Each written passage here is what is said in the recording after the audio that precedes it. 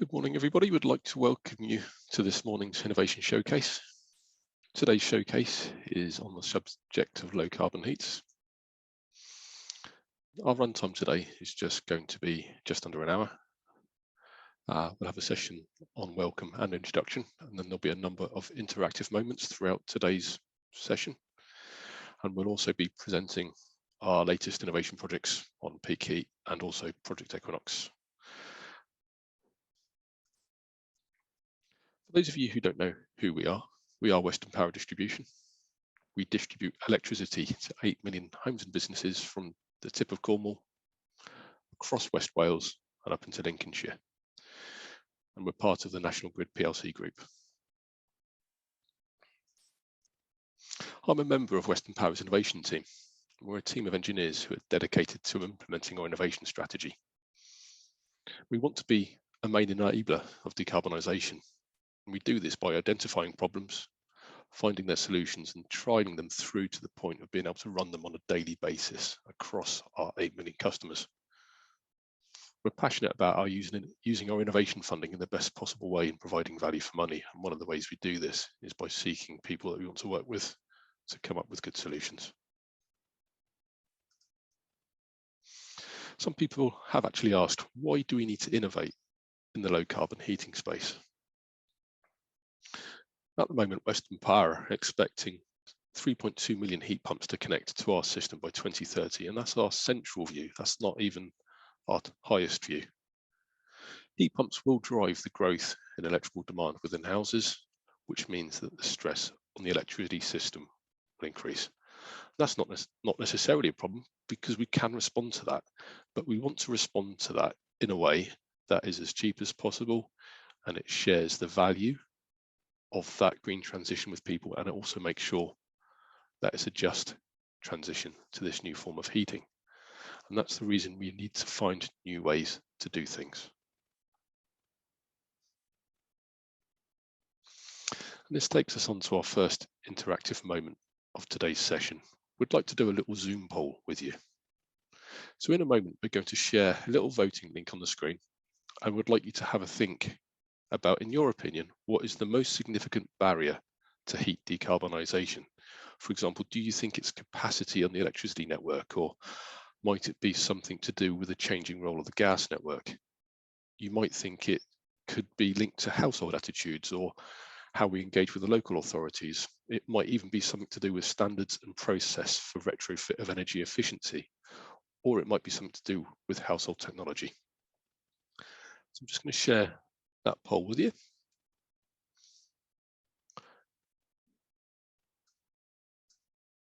So hopefully you can see this poll now. And please feel free to select one link, which in your opinion is going to be the greatest barrier to decarbonisation. We've got 25% of you have participated already. Please do have a think and vote, and I will share the results with you in a moment. Up to 54%. And we've got one very distinct one in the lead, which I'll share with you in a moment. Almost there, 75%. I'll give you all a few more seconds.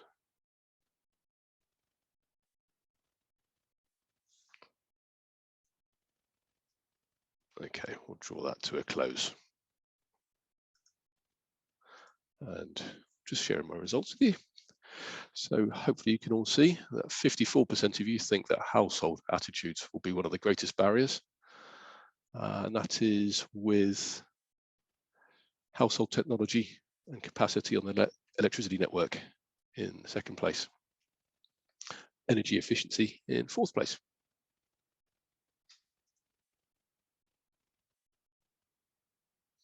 So thank you for that. We're now going to do our second interactive moment of the day. And we're going to do this slightly differently from that last exercise. In the right-hand corner of this screen, you can see either a QR code and also a link to a website called menti.com. Please could you call up that URL, either through the QR code or menti.com using the code 85558044. That's 85558044. And on that screen, you should see 3 boxes. And what we'd like you to think about is just to see if you can quantify how many heat pumps are already connected to Western Power's distribution network. And please feel free to type in there your opinion, and you'll see the results come up on this screen.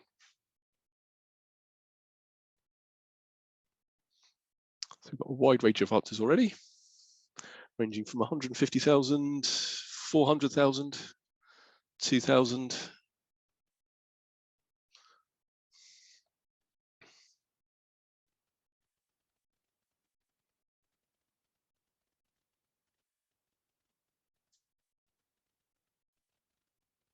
"23 delegates have already responded to that, so we'll give some more time on this one. I'll give you a few more seconds.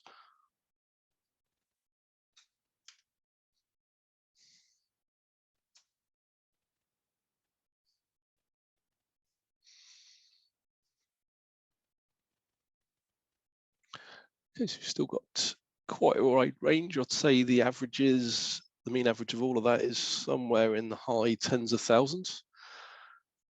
If there are any more opinions, please speak now. Otherwise, we'll give a bit of a reveal.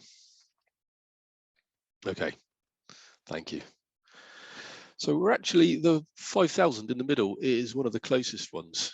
Approximately 0.05% of our customers, and that's just over 4,000, already have heat pumps, but we're expecting that number to grow considerably over time. So thank you for that. And we'll just move that one down.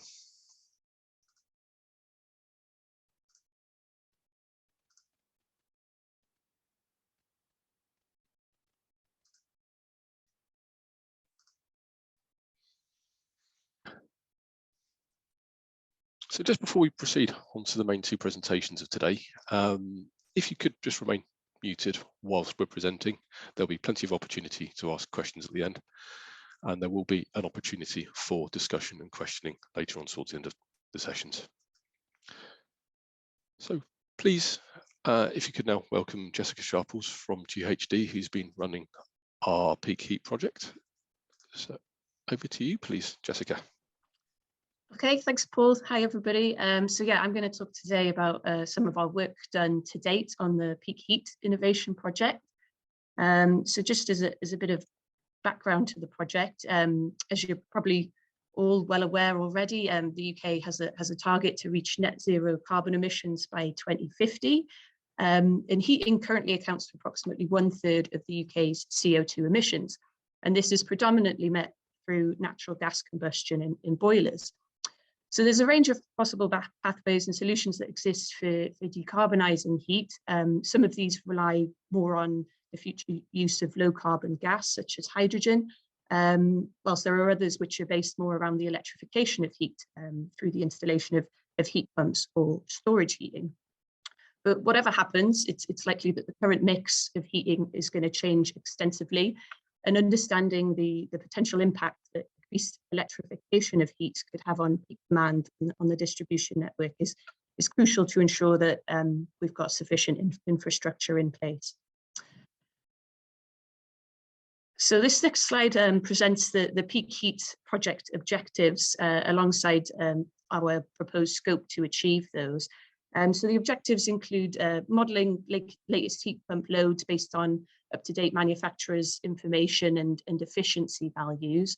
We're going to assess heat pump loads for an average winter period, and also for a peak 1 in 20 winter period, or like a coldest winter period. And then we move on to investigate different heat storage and flexibility solutions and assess their impact on customer demands.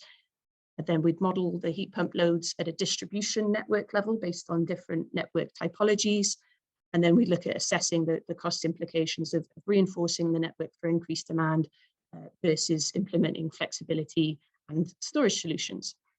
So the proposed scope to achieve these objectives is indicated in those arrows that are presented on the slide. So I'm going to go into some of these in further detail as we press through the presentation. So start off with the creation of the customer archetypes piece. So first of all, we selected 3 areas to focus this study, which are presented on the slide there. So these sites were chosen due to the forecasted high increase in heat pumps connected to those primary substations. And this is based on WPD's consumer transformation distribution future energy scenario. In addition, these primary substations are also considered to have low demand headroom available, indicating that there might be need for future reinforcement of those substations. And also the substations we selected provide quite a nice spread across WPD's license areas and also represented different types of communities. So for example, we've got Mackworth Primary in the East Midlands near Derby, which is kind of a rural village type area. We've got Newport East in South Wales, which is more like a city region, and then Bath Road Primary in the southwest, which is a town. So from those primary substation areas, we developed customer archetypes using energy performance certificate information and census data. So the different property characteristics drove the grouping of these customer archetypes. And it was found that there were 2 key characteristics in particular. These were the house type, for example, if it's a flat or a detached, semi-detached. And the other key characteristic is the wall insulation performance of that property. So that was considered either good or poor.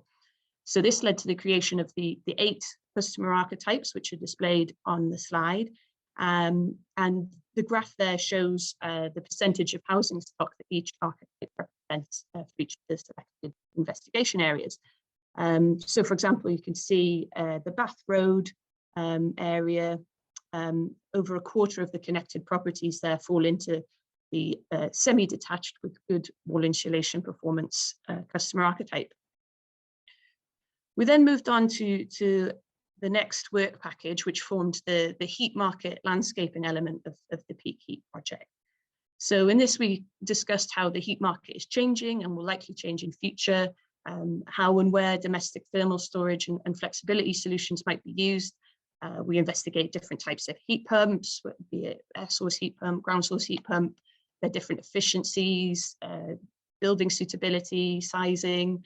We looked into different storage solutions, domestic hot water tanks, buffer tanks, phase changing material, and again, looked at their sizing and suitability for different property types.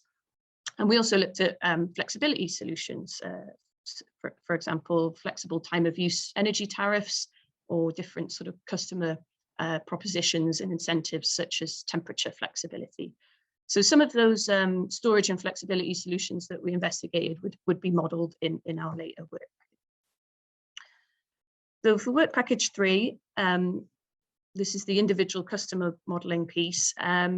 We got some building physics model runs completed by AECOM for the different house archetypes and for specific conditions which are indicated in the table there on the slide. So in total, there were 4 building physics model runs completed for each of the customer archetypes that we developed. And the outputs from those model runs included a half-hourly heat demand and heat loss profiles.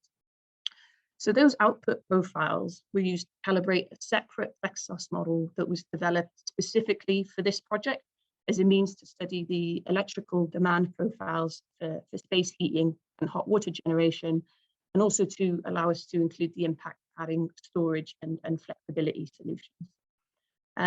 This was done in Plexos, and Plexos is actually an energy market simulation engine, but it was chosen to be used for this project as it would allow the scaling up from the individual house level to the wider network level to be done more efficiently in the next work package. And it also allows the use of stochastic profiles, which would be used to account for diversity between the customer archetypes. So for this presentation, I'm going to step through some of the different scenarios that we modelled in Plexos for one particular house archetype and display the resulting load profile. So the example I'm looking at is, this covers a semi-detached with good wall insulation performance customer archetype. And we're looking at the 1 in 20 or the coldest winter period, and the property is unoccupied during the day. So this first load profile that's on the screen, this covers our baseline scenario and includes the normal non-thermal electrical demand in grey, and the additional load that is required for a heat pump to provide all of this property's space heating and hot water demand. So you can see spiking in the load data, which indicates that the heat pump is cycling on and off. And although the property is unoccupied during the day, the heat pump does cycle on during the day, so that the unoccupied set temperatures that we've programmed in there can be maintained. In terms of hot water, this is set to be generated in the model when the water temperature drops 10 degrees below the set temperature. So hot water is also sort of generated throughout the day. So another scenario we looked at was adding in flexibility. So in this scenario, we included a flexible energy supply tariff, and this was actually based on the Octopus Agile tariff, which saw lower costs observed in the overnight period. The scenario also included flexibility solutions with regards to temperature and hot water requirements. So for temperature, this meant there's an additional plus or minus 0.5 degrees that's around the sort of set temperature profiles requirements. And there's a higher maximum set temperature allowed during the day. So that allows for sort of slight overheating or underheating throughout the day to help optimize when the heat pump operates. In terms of hot water flexibility, this means that there's no set requirement of hot water generation, but it's just so long as the hot water demands for that property could always be met. So in this particular case, you'll see that our peak hasn't actually reduced, but instead it's just shifted. And you can see there all of the hot water generation in this case is occurring in that overnight period where the energy price is low. So our next scenario, we built in a buffer tank. So buffer tank is a separate type of hot water cylinder, which can be used to store thermal energy. But this hot water cylinder is only used in the space heating system. So in other words, it's not hot water that would come out of your tap. So in this scenario, the buffer tank increases peak demand due to heat being generated and stored in the tank prior to those high energy price periods. And then an additional scenario we looked at, this is the final scenario I've got today, is the inclusion of an electrical battery, which could be charged and used to supply the heat pump and other non-thermal demands in the property. Again, this results in a larger increase in the peak demand in that overnight period. But it's also meant that there's zero demand from the distribution network during the normal peak period between 5 p.m. and 6:30 p.m. So the scenarios have shown that at the individual property level, the storage and flexibility solutions tend to peak shift rather than peak reduce. But that desired peak reduction might still be observed at the network level modeling. So in terms of next steps for our project, so our next steps are presented there on the slide, and they are to complete the network topology modeling for the 3 primary substations under investigation, and then to continue with the cost benefit analysis to assess the cost implications associated with the increased uptake of heat pumps in these areas. So that's where we're up to in terms of project progress to date, and we'll be publishing more information on these next steps very soon. So I'm going to pass back to Paul now, who will take us through the rest of today's session. Okay, thanks, Paul. Thank you, Jess. I can see that there's a number of questions coming through on the chat. We will pick those up during the discussion session. Thanks for those questions so far. Please do ask questions as they come to you. We'd now like just to go on to our second interactive moment, and that is through another Zoom poll. And we'd like to get you just to consider, what are your concerns about your own heating transition? So that could be for yourself and that of your family. So I'll launch the poll, and the main questions, sorry, the answers we think may be true here, but we'd like your opinion, is it affordability? Is it how to organize it? You know, putting in all the trades to make the changes that you need to make?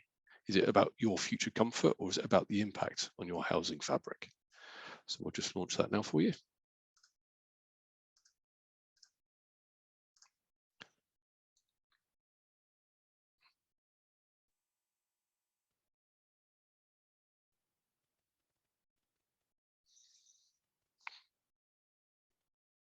So again, we've got a clear leader already forming, and we are up to 70% of delegates already. I'll give you a few more moments.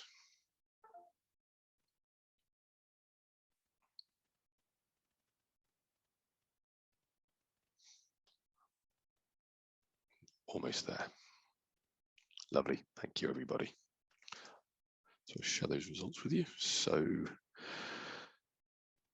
the larger proportion of delegates today have said that affordability of the transition is the biggest concern. Impact on housing fabric is the next biggest concern, with how to organise the logistics, and then future comfort. And I think I find that quite interesting, that people feel confident that future comfort is the smaller concern out of those four. So thank you for that.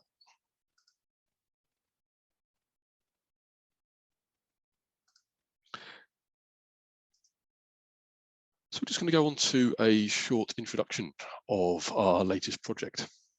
You may have seen last week that the winners of the 2021 Network Innovation Competition were announced by Ofgem, and we're really pleased to announce that our Equinox project was one of them. The Equinox project was born out of a number of questions that we had.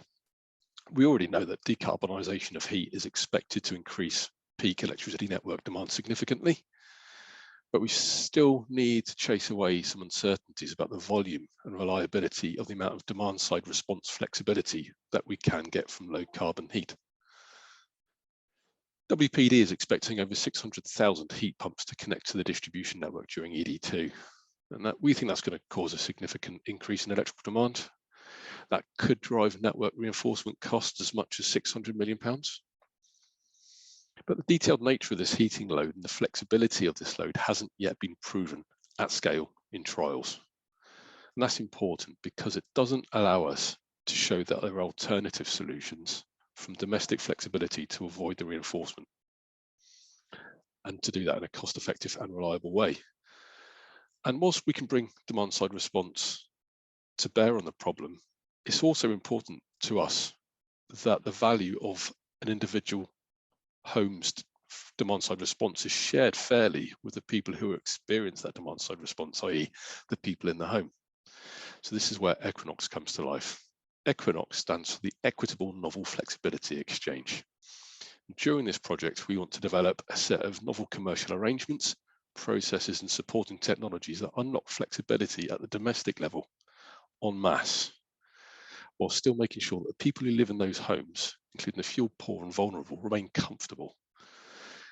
The main objectives of Equinox are to deliver a large-scale heat pump trial, 1,000 heat pumps, and that alone will allow us to benchmark what the usage patterns of these heat pumps look like. But in addition to that, we want to demonstrate that there's a value proposition that comes from the DNO through the supplier, joins up the overall value of that flexibility and offers that to customers if they can behave in a certain way. So that's the stacked value. And we also want to make sure we do that in a way that meets the needs of people who live in these homes, so they're comfortable and that they want to do this rather than signing up for a product which leaves them uncomfortable. So why Equinox? Well, Equinox is going to run from 2022 to 2025. We think that fits nicely in with the expected uptake of heat pumps. We think in the fullest benefit, Equinox could deliver over £1 billion worth of benefit by 2050. And we think it's also important that Equinox is focusing on how do we actually make sure that that £1 billion of benefit goes back to the people in houses. The overall project cost for Equinox is £15.4 million, but only £7 million of that is coming from electricity bills.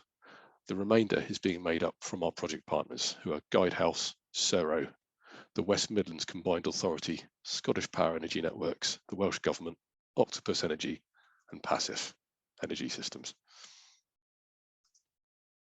The key questions that we're seeking to approach on Equinox are firstly, how much flexibility potential can we expect from domestic customers? So that would tell us how much can we get heat pumps to turn down and what time of day can that be done? And also, this is the really important bit of Equinox, it's not just looking at the individual scales, how does that behave within a portfolio of customers so that you can bundle all of those up and say, this group of customers can do this to the network without them all doing the same thing at the same time. But there's also the humanist within this problem. So we really need to understand the behavioral response and how that modifies the amount of flexibility that's available. Because we're talking big numbers here, we can't do this on a manual basis. This has to be automated. So we need to integrate all of these systems from the DNO to the supplier to the end consumer and back through that chain again. That's got to be technically integrated into automated software systems. It's got to be seamless. And to make people want to do this, we need to have a market design that encourages the fair value to go to the end customer, but also to encourage participation. If it's complicated, people won't do it. If it's easy, people might do it if the price signals are right. Finally, it's got to be just. We've got to make sure that everybody gets a fair share of the value that they're helping to create. This can't be a play where all the value accumulates in one place. It's got to flow towards the end consumer. We want to develop systems and structures that show how that can be done. Just to go into the commercial methods that we're hoping to do to give you a bit more of an insight in how we think we can do this. I've got a slide which is going to explain what we're thinking. The first key concept here is that the DNO isn't controlling individual houses. The DNO is working with suppliers and aggregators to come up with groups of customers who can act together to resolve a particular network problem. And within each portfolio, we think there's going to be a demographic of homes. Not everybody won't be the same. So we think that by offering an array of different commercial offerings to different people, we can attract a larger quantity of people to that portfolio rather than treating everybody the same. So for example, on this graph, you could express that by saying that you have different levels of commitment and quantity of demand side response that could be offered by people in homes. And by matching people to different demographics, they will want to do this. So for example, for method one, we've called this a save in advance method. We might ask people to deliver a small quantity of demand side response, but on a very regular basis. Alternatively, there may be a different demographic of people who are happy to give a much higher quantity of demand side response, but on a less frequent basis. We've called that save as you go. And we do expect there'll be a demographic of people whose attitudes is somewhere between those two. So that's where the save in advance and boost as you go method comes. During the project, we'll be developing on the basis of evidence what it is we need to do to mobilize these different groups and what the pricing structures look like and what the commercial structure looks like. I've also mentioned that to make this work, it needs to be delivered at scale. So we'll be looking at the technical integration of all of our systems. WPD's experience of this starts with our flexible power platform that was already used by us to procure flexibility from larger customers connected higher up the system. We'll be extending that platform to make sure we can use that to encourage suppliers and the end consumers to participate in our flexibility tenders. So all of that requires a process where we can notify people when the tenders are coming up. They can participate, and then we can also work out how much flexibility was delivered and verify what was done as we close down the auctions and do the back office functions. We've developed the project plan to span from 2022 to 2025, and that's made up of 5 work streams that we'll be following throughout that period. The first work stream is looking at the commercial arrangements that I've mentioned already today, and that will be coming up with an initial hypothesis in 2022, and testing how that works across the winter period of 23 and winter period 24. Throughout those years as well, we'll be developing the technical integration between us, the suppliers, and the homeowners. And across all of this, across every trial period, we'll also be working with customers to understand what their experience was of our different parts of the trial and to work out what worked and what didn't. And we'll be disseminating all of this knowledge that we accumulate throughout the whole project. So please do watch Western Power's website for updates on what we've learned and what evidence we have developed.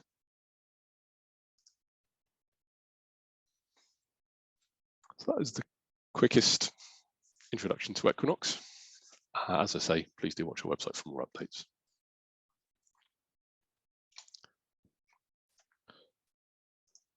We're now going to move into our discussion session. So this is going to last for the next 30 minutes, and the aim of this session is just to hold a discussion on our work so far in this space and plans for the future, and also to provide you an opportunity to ask questions on peak heat and Equinox and other projects in our showcase on heating. So we'd like to throw this to the floor. So the way you can participate is, firstly, if you click on your picture in the Zoom application, you can raise your hand and we'll be able to see you and allow you to ask your question. Alternatively, please do put questions on the chat function as well, and we'll be glad to list those out as well.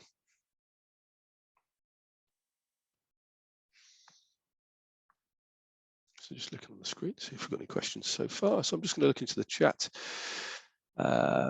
So Richard, Helen, thank you for your question there. You've asked, can we see the detailed reports behind this presentation? Yes, absolutely.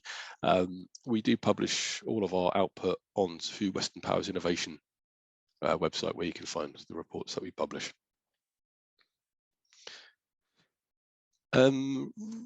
Question from Richard Erskine. How do these modelling profiles compare with actual practice? I thought it was good practice to minimise cycling of a heat pump. Richard, is this specific to the profiles on peak heat? I can see you've got your hand up there, so perhaps if you'd like to elaborate on your question a little bit. Yeah, it was that, because the graphs showing the different scenarios with various things thrown in, like storage and so forth.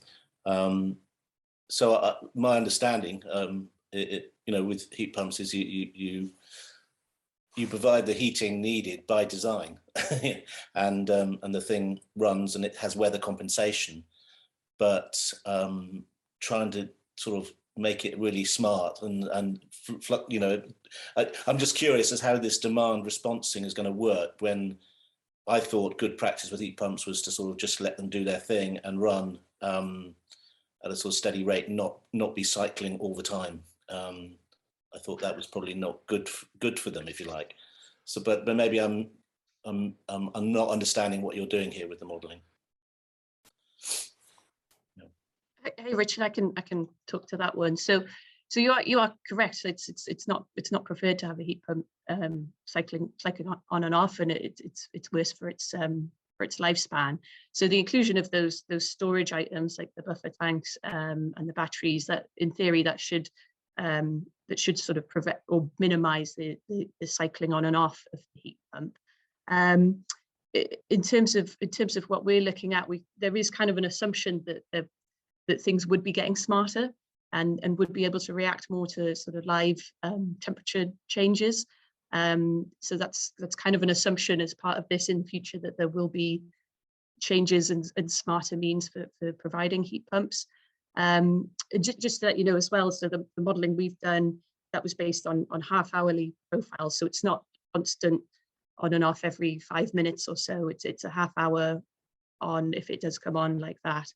And also the model that was developed was optimized based on cost, so it was kind of focused on those energy tariffs that we'd implemented into the model as well. Thanks, Jessica. Yes, and if I could also just add to that as well, it's the portfolio effect on Equinox that we're interested in as well. So we can get away from, we can see how the effect of sharing the diversity across an entire portfolio as well allows us to create benefit there as well. We've got a question from Andrew. Andrew, Andrew Urquhart, you've got your hand up as well. If you could introduce yourself and ask your question, please. Hi, Paul. Thank you. Yeah, Andrew Urquhart from Loughborough University. So it's a question about the not leaving anyone behind points. We often see this on presentations, that we don't want to leave anyone behind, which is of course good. Could you elaborate a bit more on where you see the actual risks to be, particularly from the DNO side? I can imagine obviously there's a risk that customers may not have the capital to invest from the sort of product supply side, but from the DNO context, where do you see the key risks of vulnerability?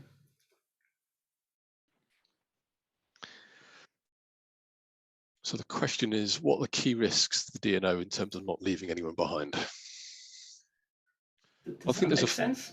Yeah, I think it does. I think for me, there's a question of not everybody will participate. So it's how do we make sure the domestic parties who have been participating get paid fairly against making sure that the money we give to those people aren't unfair to the people who haven't participated. So it's making sure that the proposition is fair across all of our customers, I would suggest here. And it's also making sure that the response we do get, we get the response that we do need to resolve the network problem, if that makes sense. Okay, yeah. Okay. And we have a question from Mada Hushan. If you could introduce yourself, please.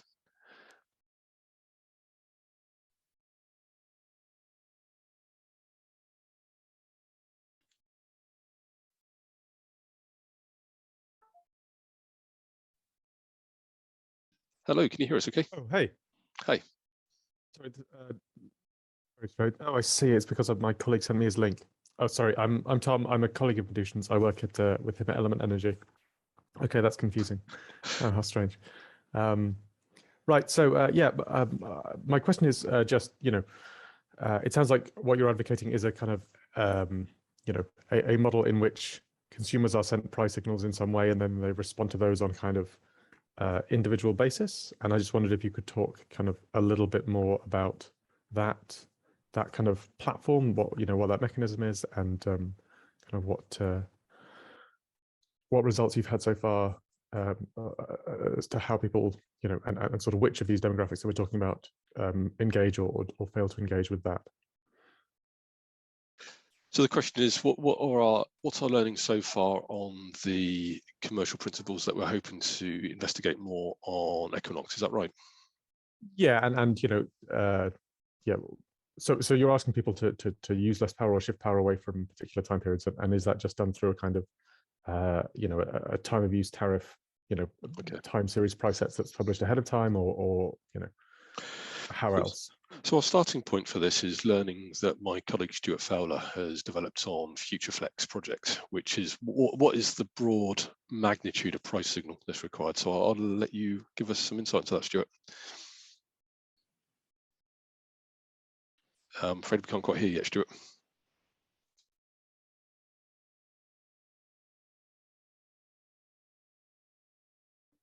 No, I'm afraid not. There we are. Can you hear me now? Yes, thanks, Stuart. There you are. So what I try and also do is I'll try and cover the previous point of ensuring nobody is left behind as well.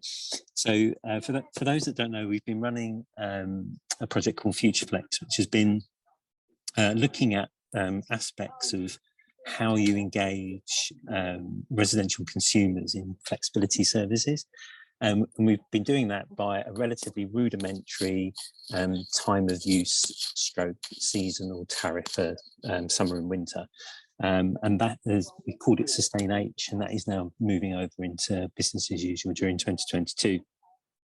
But the second part of that was also looking at some aspects of this energy transition in terms of energy efficiency and the, if you like, the the potential for people to adopt a heat pump and not have a thermally efficient building, and what that might mean for us, because of course that's the best of, or the worst of both worlds.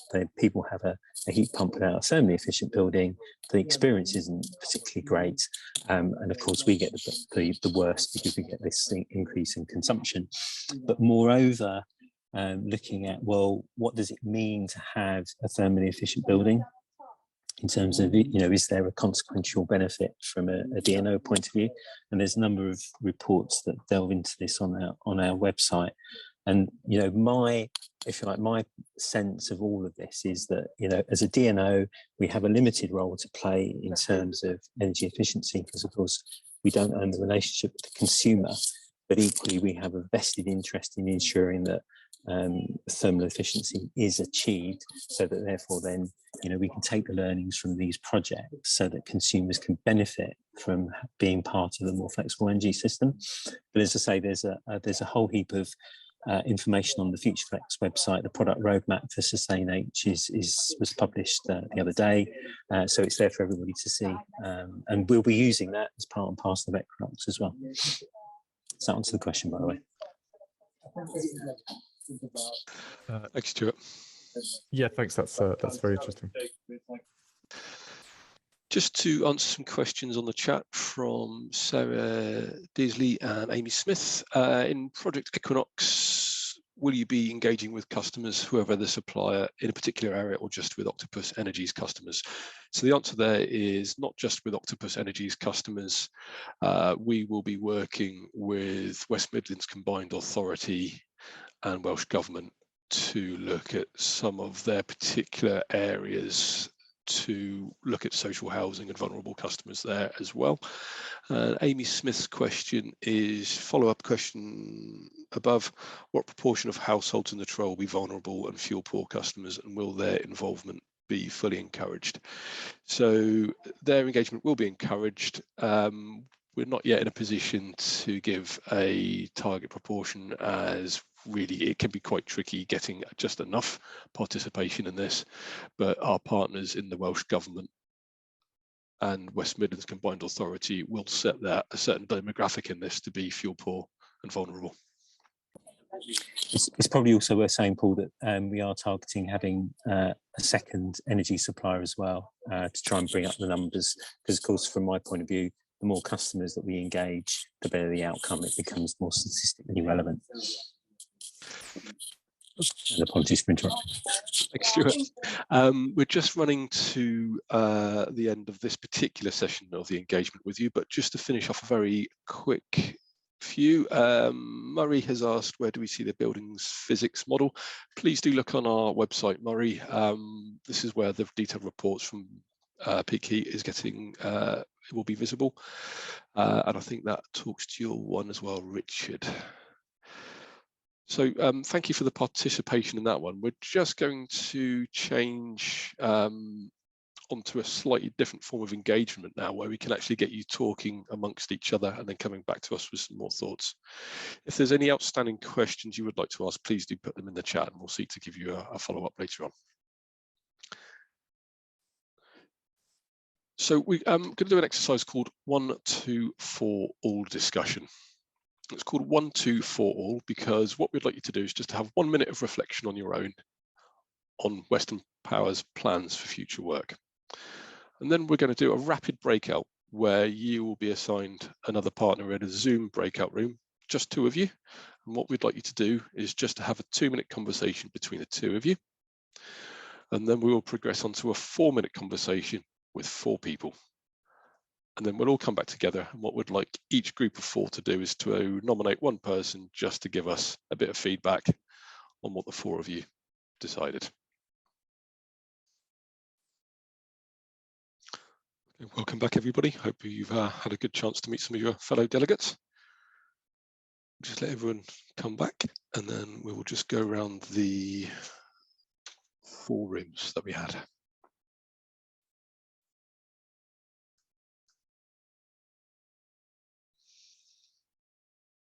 So room 5, which was Amy Smith, Andrew Urquhart, Ben Simpson, Richard Erskine, William Elliott. If perhaps we could just get your opinions there, please.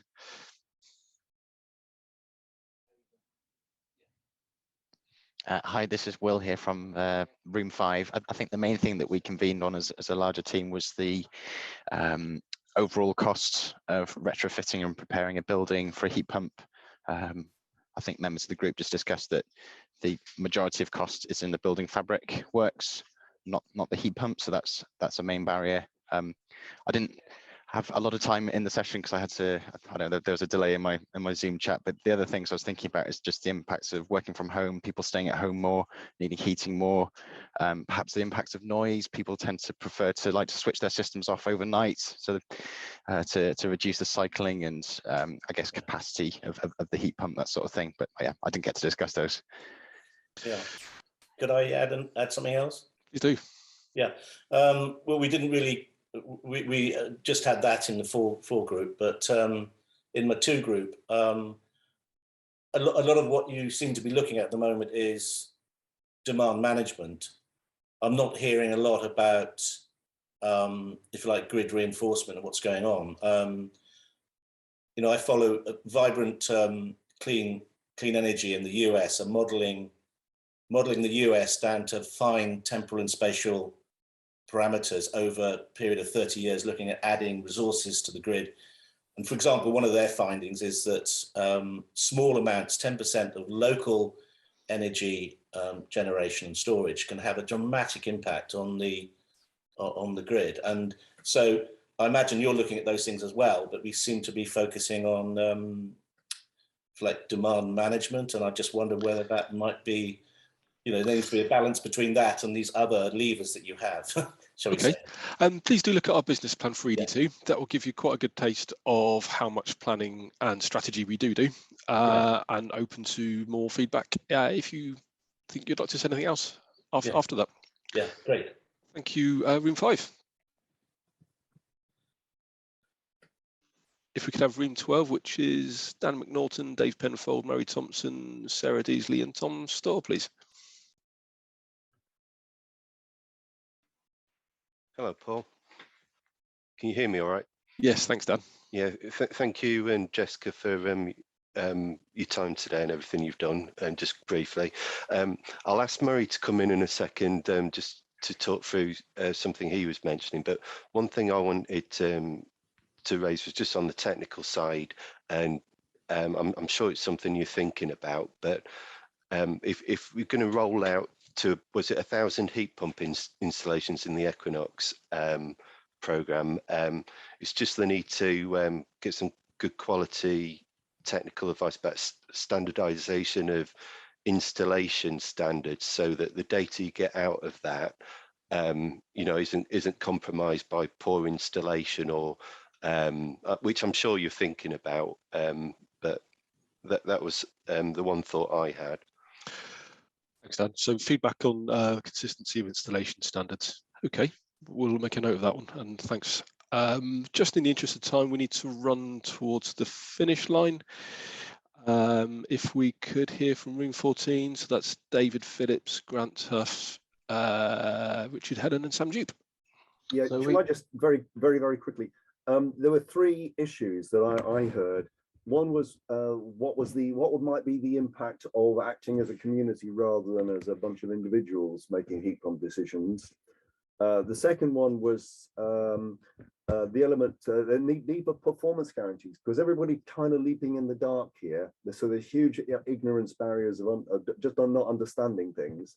And I guess connected with that is the issue that the decisions regarding flexibility service offers is a subset of the overall behavioral economics model to do with the transition to heat pumps, and what the feedback loops are between offering flexibility services compared to the fundamental decision about making significant capital investments in a heat pump is kind of icing on the cake rather than the meat of the subject. So we need to understand that context, and that for me was boiled down to the issue of whether or not we've got the wrong business model here, and whether we should be looking at a heat service business model rather than a product selling business model with the electricity service model on top. So I think there's a bit of cart before the horse here that needs to be resolved. Okay, thank you, Richard. We've made a note of that. And just to give room 16 a chance to feedback as well. So if we could have Mark Bartlett, Thomas Stone, make your comment, please. Hi everyone.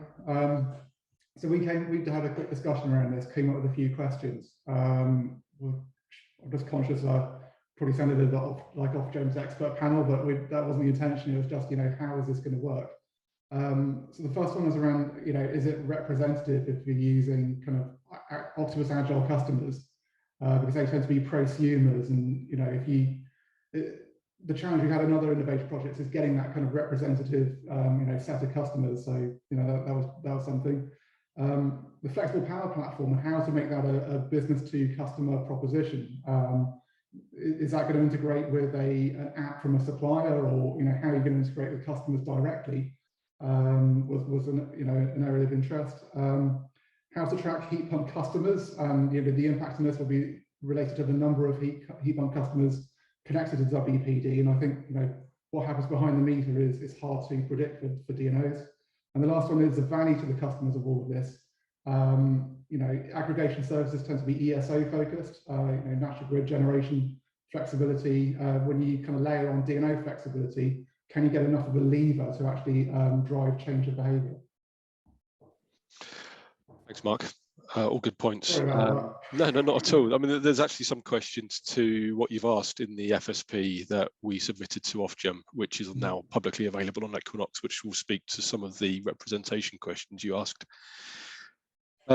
We are now at 12 o'clock, and we promised we wouldn't run over. So thank you for your participation today. In particular, thank you for your participation in the 1-2-4 session. It's actually really useful for us to hear your feedback rather than just presenting to a screen. I think that's really important in these distanced days. If we could just ask for one more thing as you finish, which is, could you give us a feedback on today's event, how it worked for you? We'd really appreciate it if you could visit the SurveyMonkey code on the screen beneath. Alternatively, there's a QR code that will take you there. We do want to represent everybody's voices in where we push our events and our innovation, so please do use your voices. I'll leave that panel up on the screen so you can make a note of it, but thank you for attending today, and thank you for your participation, and we look forward to hearing from you.